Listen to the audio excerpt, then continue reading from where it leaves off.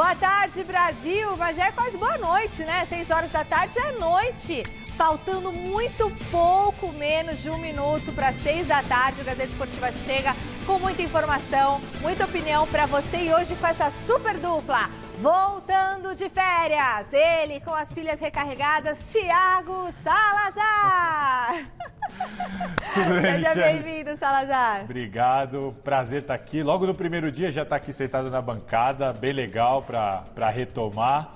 E vamos lá, assunto é o que não falta. Eu tava até. As férias acabaram ontem, porque ontem já comecei a me atualizar do que estava rolando aí. Muito bem. E do outro lado, ele, anunciado em segundo lugar, mas não menos importante, o esplendoroso, magnífico Osmar Garrafa. Que não faz um cachorro na vida da Michelle, né?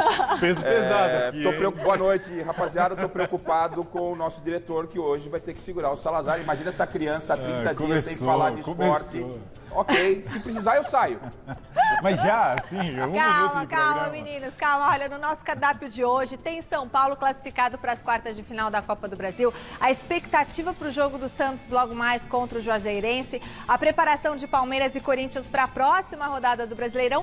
E mais medalha para o Brasil em Tóquio. Então, fica com a gente aí do outro lado da telinha que a gente volta logo depois dessas dicas. Gente, aqui a gente tá num bate-papo danado, tem muito assunto e a gente já volta com um assunto polêmico. Ontem, o Superior Tribunal de Justiça Desportiva acatou o pedido do Flamengo para a volta imediata do público aos estádios nos jogos nacionais, onde o rubro-negro seja mandante. A liberação estabelece que os municípios que venham a receber as partidas vão determinar a carga máxima de ingressos oferecida e as exigências sanitárias impostas à torcida, como uso obrigatório de máscaras, comprovante de vacinação ou teste negativo para a Covid. A decisão abre aí um precedente para que outros clubes façam o mesmo pedido ao STJD.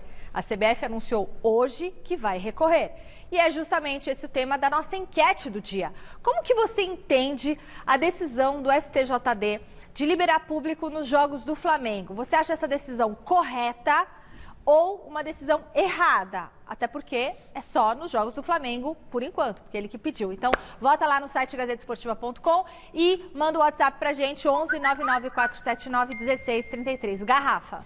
Então, Michelle, não é surpresa para mim, é lamentável, né? Há um desequilíbrio técnico. O STJD, que nunca se pautou, pelo menos por decisões que viesse de encontro de um bom futebol, toma mais uma decisão completamente arbitrária, abre para os outros. Quem entrar com o pedido também vai ter esse benefício. Só que a gente sabe que a cada estado tem uma situação de pandemia. Então, se São Paulo controlou um pouco mais, outra capital pode ter...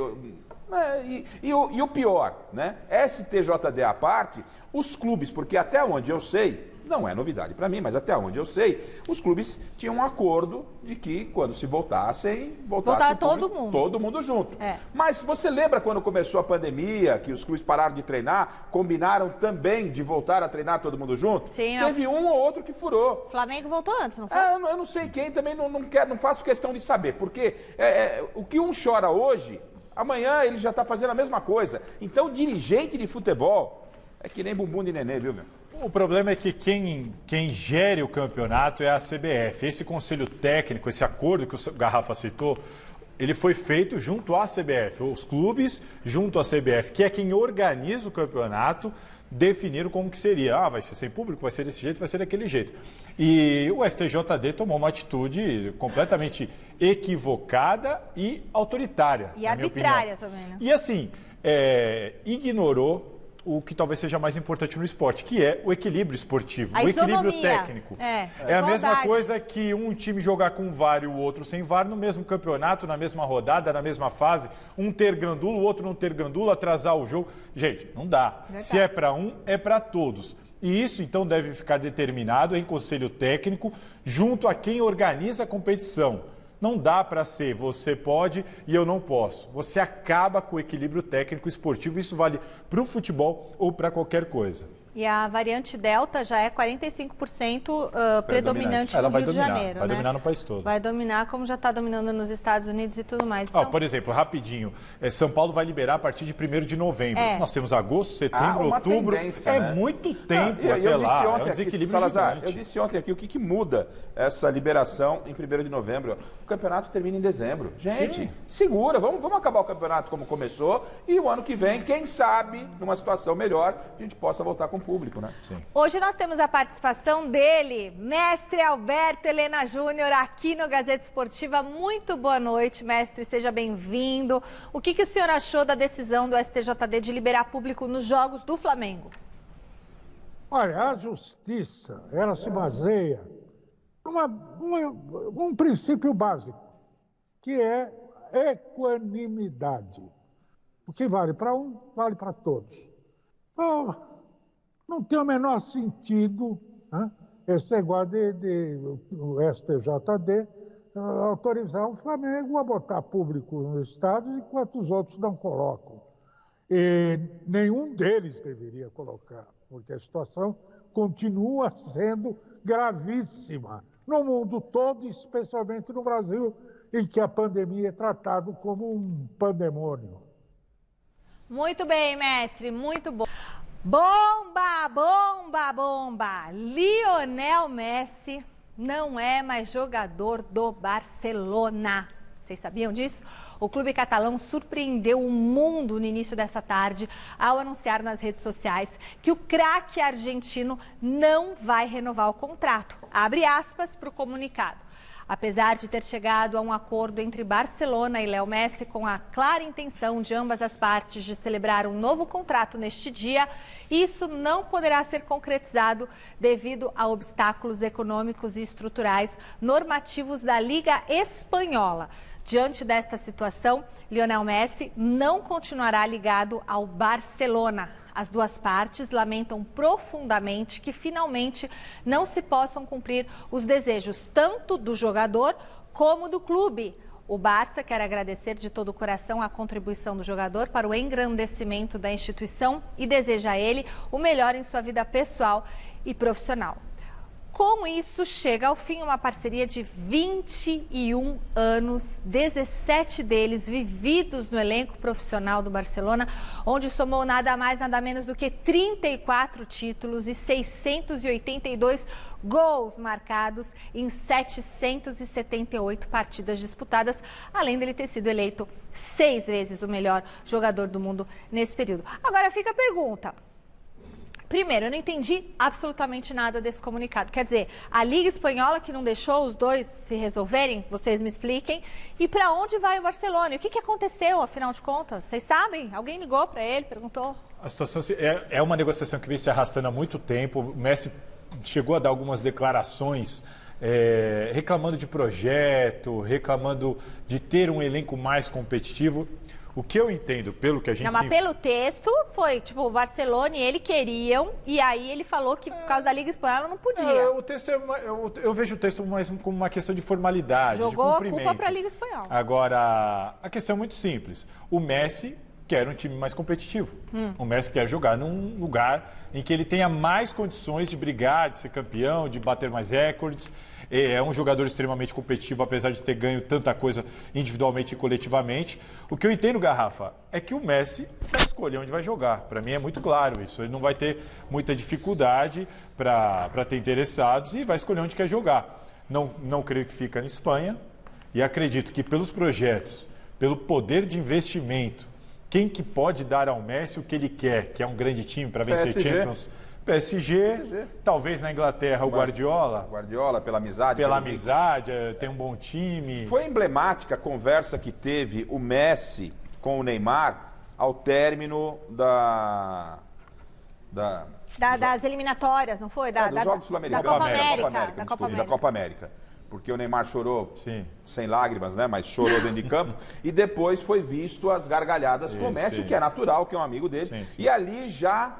se pensava, será que estão conversando alguma coisa? Né? O PSG está desesperadamente atrás de uma Champions. O Neymar não conseguiu, porque o Neymar foi contratado O projeto era esse. E não conseguiu. Agora, quem sabe, com o Messi vindo como protagonista, porque para mim, Messi e Neymar jogando juntos, o Messi continua como protagonista. Eu duvido que o Neymar se oporia a isso. Não, a relação é muito boa. Mas concordamos que o Neymar saiu do Barcelona para ele ser o protagonista. E não conseguiu. Seria... E não por falta de talento. Seria um passinho atrás no ego, eu acho. Porque o Neymar tem outras preocupações que não o futebol, diferentemente do Messi. Então o Messi... Vamos supor que realmente aconteça essa negociação com o PSG, ele vai parar lá. O Neymar talvez pode ser a grande estrela. Não sei não, porque o Neymar nem é amado pela torcida do PSG, apaixonadamente, e o Messi, que é muito mais focado no futebol, pode talvez dar aquilo que o torcedor do PSG quer tanto e ainda não teve. Mas eu nunca descarto uma surpresa, afinal a gente viu o Cristiano Ronaldo indo para a Juventus quando ninguém imaginava. De qualquer forma vai ser legal. Eu acho que agita, ver o Messi com uma outra camisa já é um motivo de curiosidade para quem gosta de futebol. Copa do Brasil. O São Paulo foi ontem ao estádio de São Januário encarar o Vasco pelo jogo de volta das oitavas de final da Copa do Brasil. E nós estávamos lá com José Paes e Vitor Pontes, que nos contam essa história desse duelo para nós.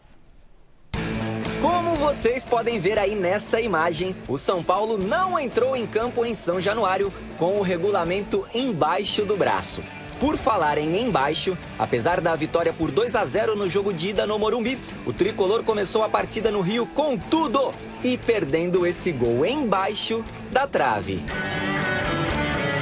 Em cima do lance, o VAR anulou aquele que seria o primeiro gol do Vasco. O Juninho tocou a bola com a mão ali bem no início da jogada. VAR que também ajudou o juizão Anderson Daronco a mudar de lado. Saiu o cartão amarelo e entrou o vermelhinho pro Léo Jabá por essa entrada duríssima no Reinaldo. Com 1 a mais em campo, o São Paulo chegou a 1 a mais no placar. Rigoni de cabeça, 1-0. No segundo tempo, veio o segundo do tricolor. Benítez, lei do ex pra ele.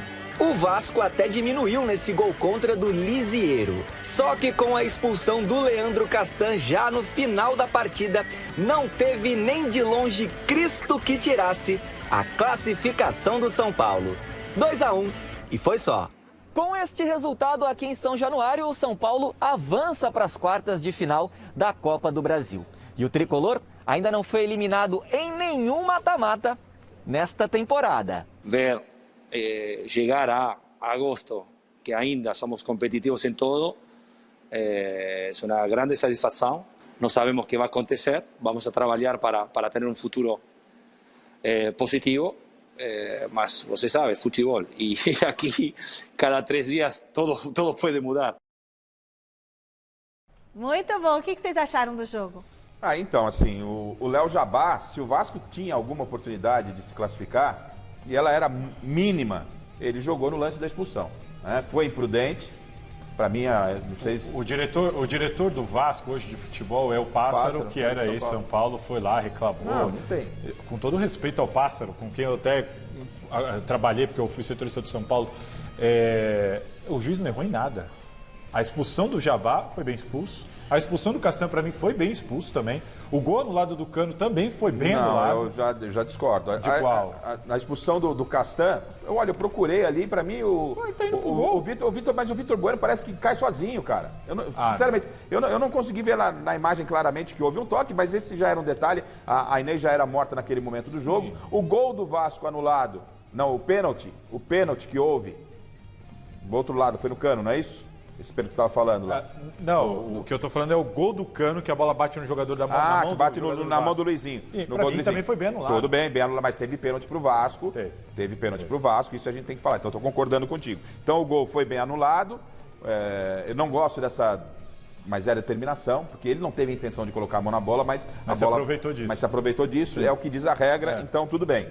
O lance do Léo Jabá acertou, o lance do Castan lá não fez muita diferença. Aí a vaca já tinha ido pro brejo. Já tinha ido pro brejo. A expulsão do Jabá é que nem se falou, a expulsão do Jabá. Mas teve um pênalti lá pro Vasco da Gama que, de certa forma, podia, não sei se talvez mudar a história do jogo. O que me chamou a atenção, 2 aspectos. Primeiro, o São Paulo tá com todas as dificuldades nas Copas, está indo muito bem. Eu ia te perguntar isso agora. Por que o São Paulo vai bem no mata-mata, nas Copas e no Brasileirão? Porque é mais faca nos dentes. O Brasileirão é regularidade e elenco limitado. Elenco limitado do São Paulo. Então ele tem essa dificuldade. não é? Precisa focar no Campeonato Brasileiro. Porque o ano do São Paulo, se terminasse hoje, com o São Paulo fora da zona de rebaixamento, estava ótimo para mim, Salazar.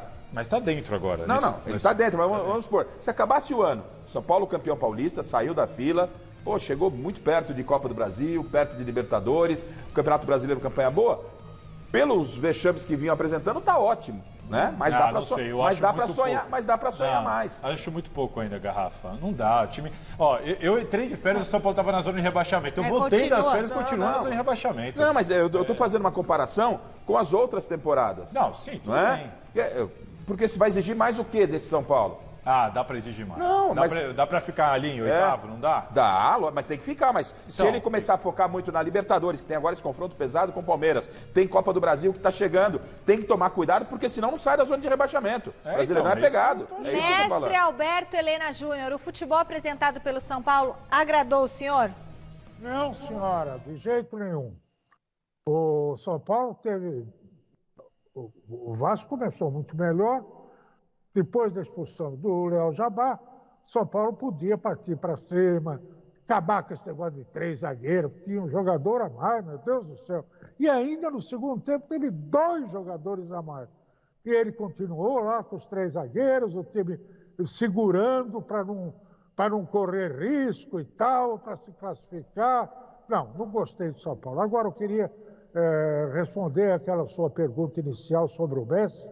Por que é que a Liga está interferindo na negociação? É pelo seguinte, a Liga Espanhola, como várias outras ligas europeias, elas têm uma determinação do tal fair play financeiro. O time não pode gastar mais do que um X. E o Barcelona andou extrapolando as suas finanças, tentou agora até vender o Griezmann para ver se fazia um fundo aí para poder negociar com o Messi e não conseguiu. Então é isso. O Barcelona tem que se livrar do Messi porque extrapolou nos seus gastos. Beleza, mestre, muito bom. E só complementando, né? O Messi postou recentemente aqui agora uma foto dele com o Neymar e alguns jogadores do PSG. O negócio está caminhando. Mas eu não acho que é por amizade. Tem gente, porque ele é amigo do Neymar. Não, é porque o PSG está investindo, tem um grande time e ele sabe que ali ele pode chegar a grandes feitos. É um grande desafio, para ele. E ele vai para a França. Ganhou tudo na vida, pô. E ele vai... O Neymar não gosta muito, né? Mas ele vai lá, novos ares, eu acho maravilhoso. Bom, ontem, mais uma vez, o São Paulo teve um jogador lesionado durante a partida. O meia William, que havia entrado no intervalo, precisou ser substituído aos 17 minutos do segundo tempo, depois de sentir o quê? O joelho. Pelo menos dessa vez não foi uma questão muscular. Problema que tem sido recorrente no tricolor. Dá uma olhadinha nessa reportagem especial do Osmar Garrafa. Sábado contra o Palmeiras, o São Paulo fez sua 52ª partida do ano, sendo o 7º time do Brasileirão com mais jogos na temporada. Por causa da pandemia, o calendário do ano passado foi estendido, se misturou com o desse ano e o tricolor acabou não dando férias a seus jogadores. O objetivo era entrar com força total no Paulistão para tentar quebrar o jejum de quase 9 anos sem nenhum título. E num primeiro momento, o esforço valeu a pena. O São Paulo saiu da fila vencendo o Palmeiras na decisão do Campeonato Paulista. Só que a conta por todo esse esforço físico chegou. Desde o começo dessa temporada, ao menos 20 jogadores do São Paulo já ficaram por algum período no departamento médico. E a maior parte das contusões verificadas nos atletas foram lesões musculares. Fica muito difícil para você... em cima dessa situação, principalmente em relação a esse prolongamento do calendário, né, em decorrência da Covid, você conseguir fazer um planejamento adequado, né?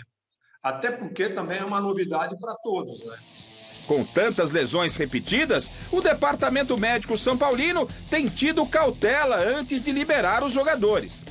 Aparentemente, essa deve ser a nova rotina dos atletas tricolores que vem sofrendo com problemas físicos. Mesmo livre dos incômodos e prontos para jogar, eles devem demorar um pouco mais para voltarem a ficar à disposição do técnico Hernan Crespo.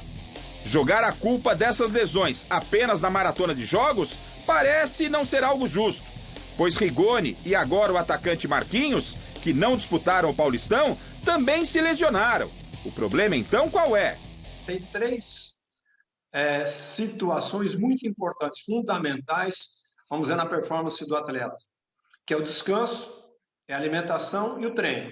Se uma dessas três aí tiver desequilíbrio, com certeza o atleta vai ficar sujeito a lesões. Até esse momento, os responsáveis pela preparação física dos jogadores do São Paulo não se pronunciaram oficialmente sobre o assunto. Talvez estejam empenhados em dar uma solução para o problema que vem tirando o sono do técnico tricolor na hora de escalar a equipe. São Paulo é o time que tem mais gente machucada, assim? Olha, eu não sei se é o mais, mas de novo eu vou tomar como parâmetro as minhas férias. Antes das férias, a gente teve essa discussão aqui de excesso de lesões, o Crespo com problemas para escalar o time, até a gente justificava isso a campanha no Brasileirão. Voltei e continua tudo igual, Garrafa. O Crespo ele admite, né? Inclusive, em entrevista coletiva, ele falou, a gente colocou aqui na Gazeta aqui, ele falando que tem problema, tem que detectar o problema. A alimentação não deve ser o problema. Mas então, descanso, não sei. Olha, os caras são muito capacitados. É o treino, acho. Só tem profissional ali, não tem um cara meia boca no São Paulo. Então. Não sei, eu acho que Mas também o próprio Crespo foi perguntado na coletiva, mas a parte física, né? Há um exagero, ele falou, exagero do quê se a gente não está treinando? Exato. Não há eu treinamento. Acho que é então é isso, é falta de treino. Mas não tem tempo para treinar, não teve tempo para treinar. É descanso, é jogo em cima de jogo. E o São Paulo, por isso que eu estou falando, eu estou preocupado, né? O São Paulo tem que ficar atento com o Campeonato Brasileiro. Tá tudo muito bonito, Libertadores. Semana que vem promete, não perca a nossa cobertura. Conseguiu poupar contra o Vasco para pegar o cobertura no Palmeiras, Mesa, não é? A cobertura no Gazeta Esportiva. A gente vai falar muito desse São Paulo e Palmeiras, Palmeiras e São Paulo. Mas o São Paulo tem que ficar atento ao Campeonato Brasileiro, que é campeonato de regularidade. Regularidade. E o equilíbrio é muito grande. Uma coisa é você jogar um mata-mata com o Olímpia, você em 2 partidas ali acerta um jogo, se classifica. Outra coisa é você ter que caminhar contra adversários pesados. E os pequenos também tentando fugir da zona da confusão. Então o São Paulo tem que tomar muito cuidado, né? Bom, São Paulo, aqui o telefone está aberto para quem quiser dar uma explicação aí, porque talvez nem eles mesmos saibam o que esteja acontecendo, né? Vamos ver então como que foi a repercussão dessa classificação do São Paulo. Alexandre Silvestre está no CCT da Barra Funda e tem as notícias do Tricolor. Boa noite, Silvestre.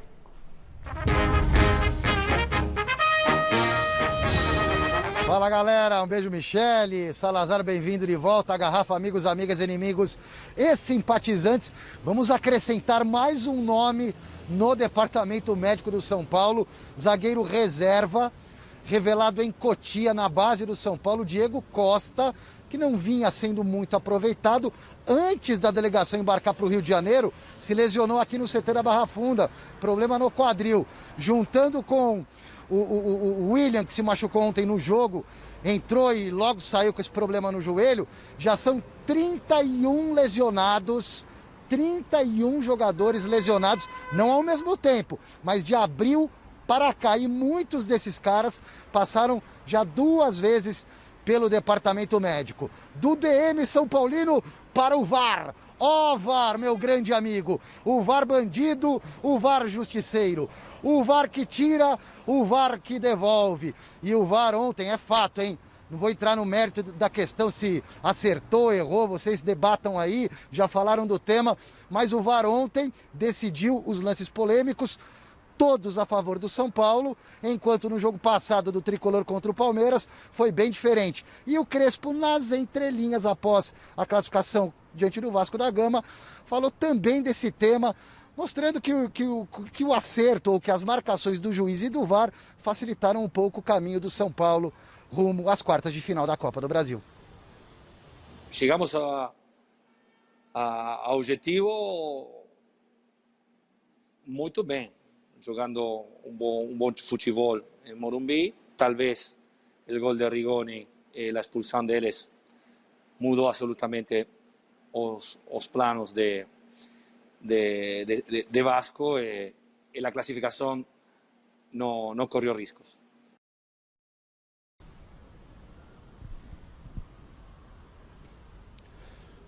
Bom, a CBF define amanhã o sorteio, né? Define os cruzamentos das quartas de final da Copa do Brasil.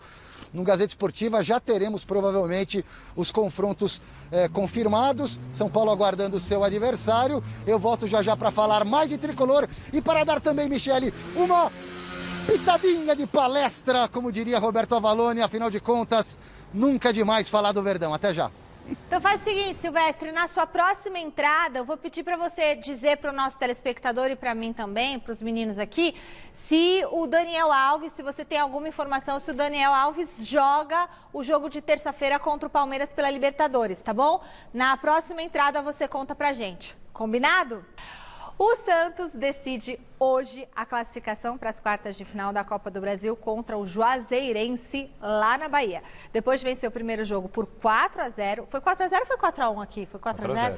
4-0 aqui na Vila Belmiro. O técnico Fernando Diniz vai mandar a campo um time misto para o jogo de logo mais às 7h15. E já temos a escalação oficial na tela para vocês. Vamos dar uma olhadinha? Olha só.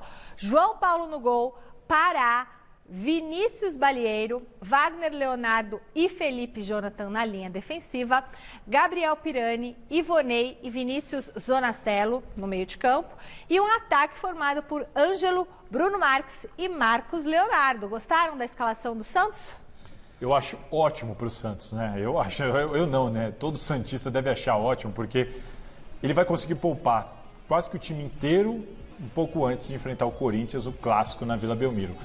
O Santos e o Corinthians estão próximos na tabela, tem clássico, ele encaminhou a classificação na Copa do Brasil jogando em casa contra um time inferior, ou seja, perfeito, né? Dentro do cronograma. E dá para acrescentar tudo que você está falando, que ele pode observar jogadores que não estão sendo titulares. Né? Claro. Com tranquilidade. Ele precisa, o Caio Jorge saiu. De repente ali você pinça um garoto, fala, pô, esse cara pode jogar nessa posição, nessa função, e chega com muita força para o Corinthians, que está treinando toda uma semana. Sim, sim. Né? Não, o Santos está no cenário valoriza ideal. O clássico, deve se classificar e está certo, Diniz. Muito bem, com as chegadas de Juliano e Renato Augusto, fica agora a expectativa para saber como que o Silvinho vai armar a equipe. Jonas Campos traz para a gente algumas alternativas. Boa noite, Jonas.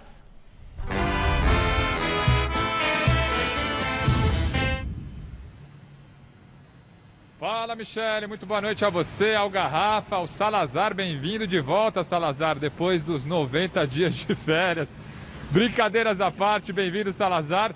Juliano chegou, né, Michele? Expectativa de estreia, praticamente certa essa estreia dele no domingo agora na Vila Belmiro contra o Santos, mas aonde ele vai entrar nesse esquema aí que o Silvinho vem utilizando no Corinthians? Ontem, antes de mostrar aqui as minhas telas táticas, que hoje eu estou enjoado aqui com todo o painel tático desse Corinthians, vamos ouvir o próprio Juliano falando aí sobre onde ele pode se encaixar, onde ele se imagina nessa equipe comandada pelo Silvinho. A gente começa então ouvindo o meia do Corinthians falando sobre o seu posicionamento nesse time.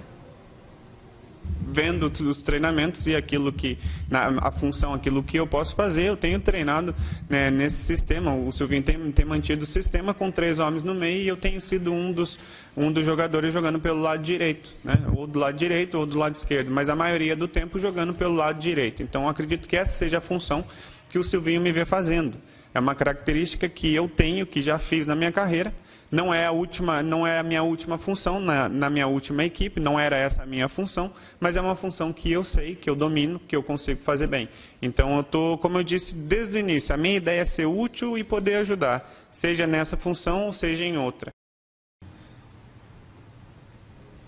Então vamos lá, gente, pelas pistas aí que o Juliano deu, né, nessa entrevista coletiva de apresentação ontem, não tem muito segredo. A gente coloca aí a primeira tela de um Corinthians que deve ter o Juliano, a dúvida é se como titular ou entrando no decorrer da partida, ali pelo lado direito desse meio campo, né, com Cantilho, o Juliano pela direita, o Gabriel pela esquerda e a linha mais avançada ali com o Gustavo Silva Mosquito, o Adson que vem jogando e o Jô. Numa segunda tela agora, a gente imagina esse Corinthians com o Juliano e com o Renato Augusto. Olha só como pode ficar esse time. Na posição de primeiro volante fica essa dúvida, né? Vai de acordo com o poder de marcação que o Silvinho vai querer para esse time. Ou o Gabriel ou o Cantilho. Juliano de um lado, Renato Augusto do outro e o trio de ataque mantido da mesma forma. Se o Roger Guedes vier, a história muda, mas isso são cenas para os próximos capítulos.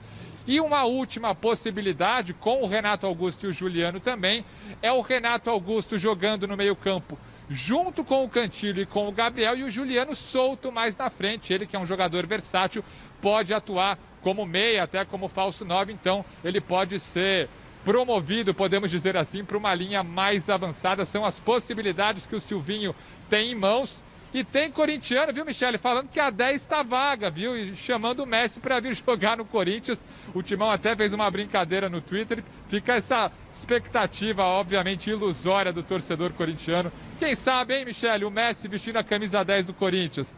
Nada mal. Hashtag fica a dica pro Messi. E aí, o que vocês acharam dessa? Chegar, brigar pela posição, né? Assim, chega pegando a 10. Você acha que dá para chegar assim, titular? Sobre essas telas que o grande Jonas Campos trouxe, eu penso o seguinte, todas elas são possíveis, viáveis. O que importa para o torcedor do Corinthians o Juliano chega para ser titular, não tem nenhuma dúvida, independente da posição. Segundo homem, pela direita, pela esquerda, como ponta, no lugar do Watson, o Juliano já jogou em todas essas posições durante a sua carreira. Ele é capaz de fazer todas elas. E, seja lá onde o Silvinho quiser, ele será titular. Porque o nível técnico do time, com ele em campo, sobe demais. Assim como vai subir ainda mais com o Renato Augusto. E eu entendo, Garrafa, que para o Clássico, o Juliano vai ali pelo lado direito do meio de campo. Mas depois que o Renato Augusto voltar, de repente, reestrear, de repente vem um atacante como o Roger Guedes, a minha maior expectativa é se o Silvinho vai mudar o sistema de jogo.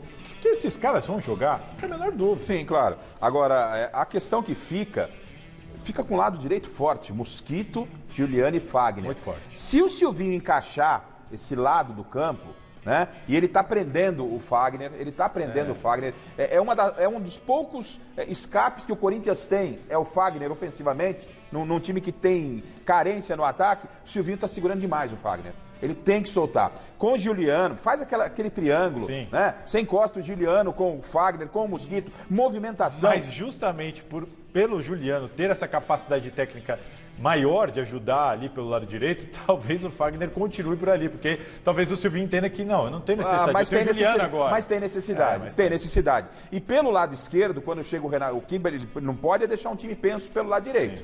Né? Mas aí vai ter o Renato Augusto. Aí você entra Renato Augusto, aí você pode dar um equilíbrio e dar um balanço. Mas você tem que fazer aquela triangulação e soltar o Fagner. Para mim é um crime deixar o Fagner lá atrás, parado como um lateral. Não é uma das principais armas do Corinthians. Beleza, pessoal?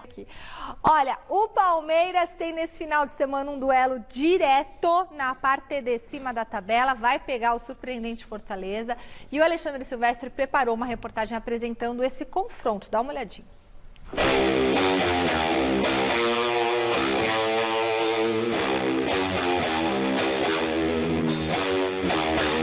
E vocês apelidam de reclamão, não é reclamão, é um treinador exigente. Relaxa, Abel. Molezinha pro Palmeiras no próximo jogo.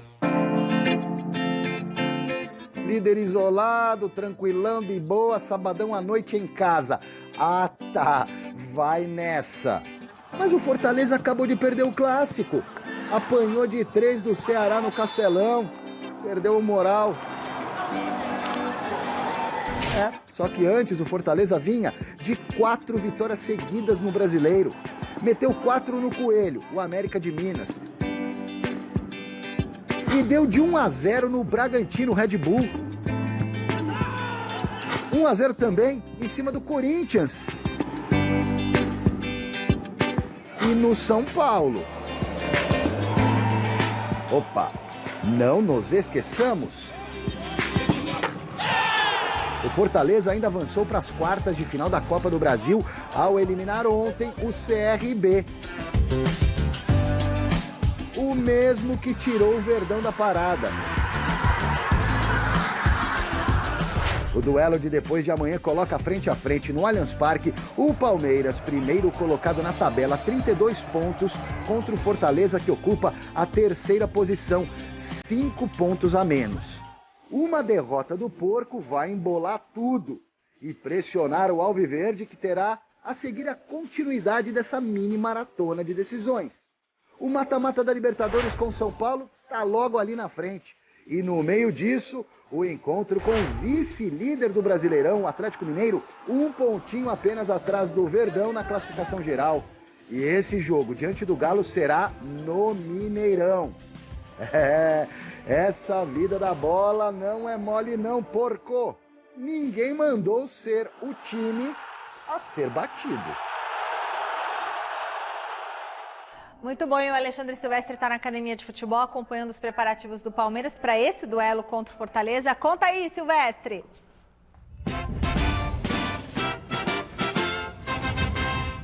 Então, Michele, Palmeiras, time a ser batido, né, no Campeonato Brasileiro, na Libertadores, Copa do Brasil ficou para trás. Palmeiras que tem algumas dúvidas ainda, está trabalhando aqui na academia para esse jogo de sábado à noite contra o Fortaleza, encontro do líder contra o terceiro colocado.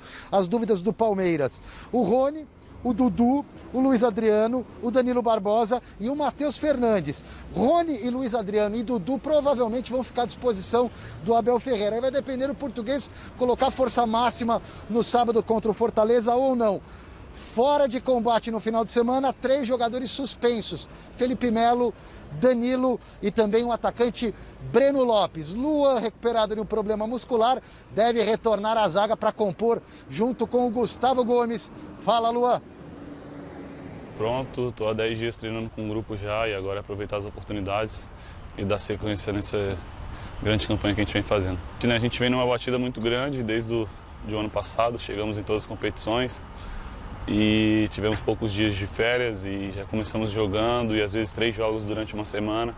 É desgastante, mas nós somos Palmeiras, se jogamos 3 vezes na semana é porque estávamos em todas as competições. Então é isso, dar prosseguimento ao trabalho, buscar sempre a evolução para que a gente possa continuar ganhando e alcançar nossos objetivos na temporada. Feliz, né? O Gustavo é um grande zagueiro, a gente já se conhece muito, ganhamos algumas coisas aqui juntos e pretendemos ganhar mais, sempre respeitando a todos, todo mundo em busca do seu espaço. Sabemos que temos um elenco qualificado e temos um grande treinador também para escolher os que estão melhores capacitados para jogar entre os 11. Mestre, Fortaleza pode bater o Palmeiras em pleno Allianz Parque? Bom, poder bater pode, mas eu acho difícil. O Palmeiras está muito bem organizado, não é um futebol à altura do que se espera dele, pela qualidade dos seus jogadores, mas é um time sólido. E eu não duvido que o Fortaleza ganhe. Com relação ao zagueiro, eu manteria o Felipe Melo de zagueiro central, deixaria o Luan esperando o seu momento da volta. Porque o Felipe é melhor que ele. Quer dizer, marca tão bem e tem, além disso, passe longo, muito preciso e inteligente. Muito bem, mestre. Concordam com o mestre? Eu acho que inevitável para o palmeirense. Eu acho que a cabeça do palmeirense está toda voltada para o jogo contra o São Paulo. Faltam 5 dias para o jogo contra o São Paulo, quartas de final de uma Libertadores da América, rival regional, né? Eu acho, por mais que seja o primeiro contra o terceiro, se eu não me engano, Fortaleza é o terceiro, importante, o Palmeiras é líder, tem a invencibilidade, tudo isso, nós estamos falando ainda nós nem chegamos no final do primeiro turno do Campeonato Brasileiro. Então, sinceramente, com todo respeito a este jogo que temos pela frente, acho que a cabeça do palmeirense está mesmo na Libertadores, e a situação do Palmeiras no Brasileirão permite aí até o Abel dar uma rodada no elenco para esse jogo. O Abel, ele por ser europeu, ele traz essa cultura mesmo, né, lá da Europa, de girar elenco. E eu tenho defendido aqui, para os times de ponta que tem mais de um jogador para posição. Mas são pouquíssimos. Não, então, mas eu defendo essa ideia, porque tipo assim, vai trazer o Dudu. Olha, o Dudu para o Palmeiras. Aonde o Dudu vai jogar? O Dudu vai jogar no Palmeiras. Palmeiras disputa Campeonato Brasileiro, Copa Libertadores, Copa do Brasil. Não permite você usar sempre. Então, o que o Abel faz? E ele surpreendeu muita gente, né, o ano passado, esse ano, girando. Ele vai pondo, não desgastando o elenco e dando condição de jogo a todo mundo. Então, talvez não vá com essa força máxima, mas não porque vai priorizar o jogo com o Palmeiras. Vai colocar para o Fortaleza aquilo que ele tem de melhor para aquele momento, né? E é um time forte, é um time forte que ele vai colocar e vai preservar, ele tem condição de fazer isso, entrar com um time forte contra o Fortaleza e entrar com um time forte contra o São Paulo. O elenco permite, é um grande elenco. E não dá pra chorar. Mas acho que ele vai priorizar. Assim, ó, você viu, te elogiei, português. E tem 2 semanas cheinha pra treinar. Ele tinha elogiado. Não reclama, não reclama depois. Não, porque você sempre arruma uma desculpinha, né? Então, ó, teve 2 semanas cheias, hein? Elogiou o Diniz, o Abel e não discordou comigo até agora. Tá estranho. Impressionante, ele tá contente. Reciclando a vida. Vamos agora para o outro lado do planeta com o que rolou de mais importante nos Jogos Olímpicos de Tóquio.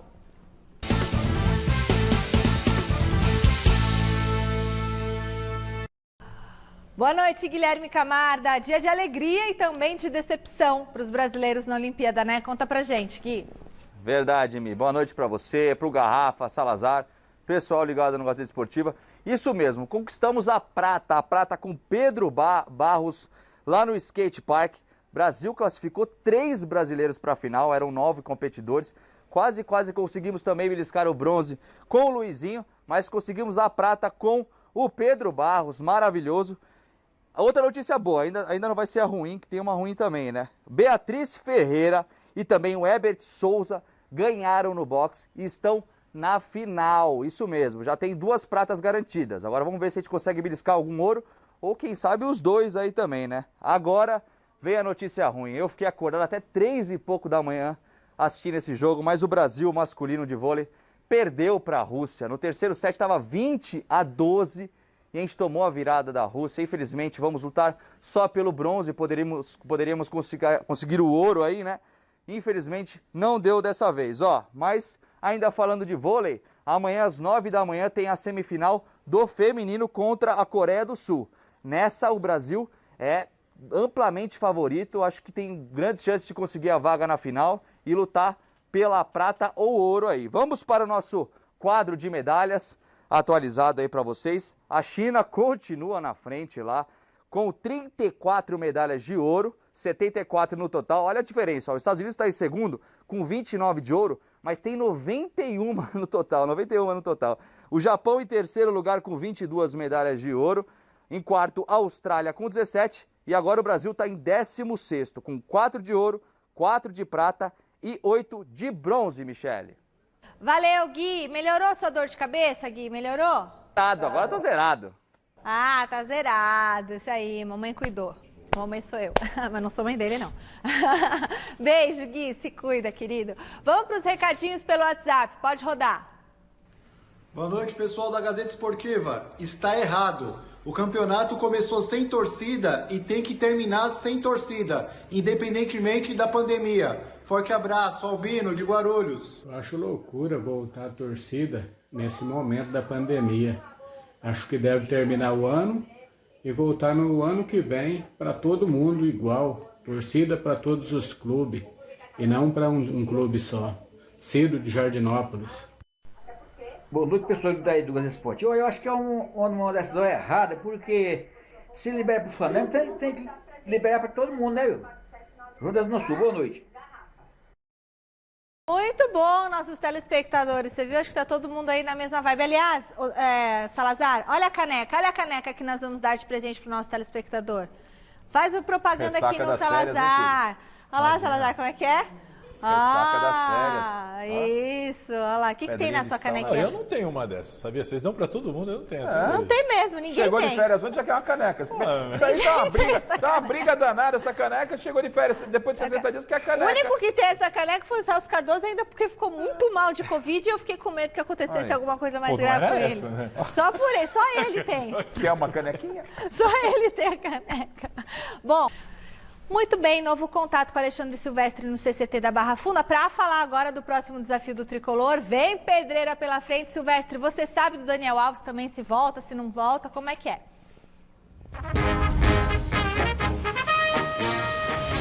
Então vamos lá, vou resumir aqui misturando opinião com informação a respeito do Daniel Alves, que vai jogar a final olímpica no sábado pela manhã. A logística, Michele, é muito apertada, mas dá tempo para o Daniel chegar para o jogo contra o Palmeiras. A questão é fuso horário, estado físico do Daniel Alves, uma viagem de Tóquio para São Paulo não é mole não, super cansativa, tem todo o fuso horário envolvido, mas eu posso apostar que o Daniel Alves, porque, primeiro, é fominha, segundo, não tem nenhum problema físico que se tenha conhecimento, terceiro, porque tem sido criticado porque trocou nesse período o São Paulo pelos Jogos de Tóquio, eu posso apostar que ele fica à disposição do Crespo. Se será ou não aproveitado como titular, são outros 500, a gente precisa aguardar mais um pouquinho. Um beijo para você. Beijo, Silvestre. E vocês acham que o Daniel Alves vai jogar esse jogo contra o Palmeiras ou não? Conhecendo o Zé do Batuque, vai. Vai pro jogo, joga sim. Se não jogar, fica à disposição. Tá bom. Não, à disposição, acho que com certeza. É, porque ele tem a terça inteira para descansar, a segunda. Chega às 4h50 da manhã da segunda, gente. Descansa segunda, descansa terça, ele chega às 4h50 da manhã da segunda. Ele chega joga na terça, joga na madrugada, você tem a segunda-feira o dia inteiro e a terça o dia inteiro para ficar no banco. Fusos horários, viu, Garrafa? Tem fusos horários. E olha o perigo desse jogo. Néstor Pitana será o árbitro. Enquete. Como que você entende a decisão do STJD de liberar público nos jogos do Flamengo? A maioria respondeu que é errada. 89% dos votos. Poucas vezes vi uma goleada dessa, hein? Devia ter 100%. A gente fica por aqui. Muito obrigada, Salazar. Obrigada, Garrafa. Fique agora com o Jornal da Gazeta. Até amanhã.